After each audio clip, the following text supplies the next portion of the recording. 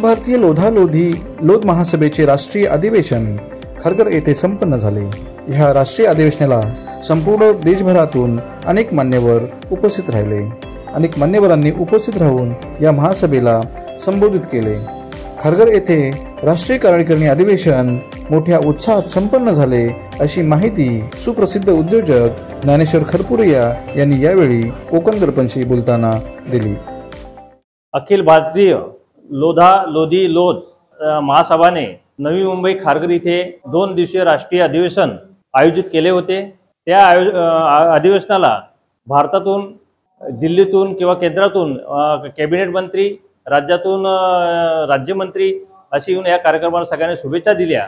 आमच्या काटोल मतदारसंघातून आवर्जून चरणसिंग ठाकूर हे आवर्जून उपस्थित राहून या अधिवेशनाला शुभेच्छा देऊन आम्हाला मार्गदर्शन केलं। तसेच आमचे BL वर्माजी केंद्रीय राज्यमंत्री ते येऊन इथे आम्हाला मार्गदर्शन व शुभेच्छा दिल्या। बरेच लोकांनी आपले मनोगत या अधिवेशनात मांडले। आपल्या समाजासाठी लोधी लोधा या राजपूत समाजासाठी पुढे काय करायचं, कसं विकास करायचा याचे मनोगत व्यक्त केले व पुढच्या दिशा ठरवण्यात आल्या।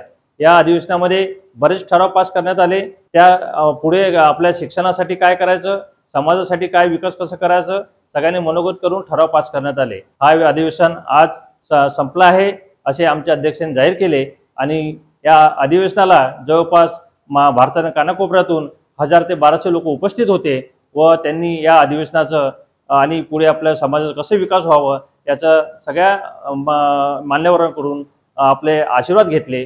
आजचा अधिवेशन संपला असं मी जाहीर करतो आणि आपले 2 शब्द संपवतो।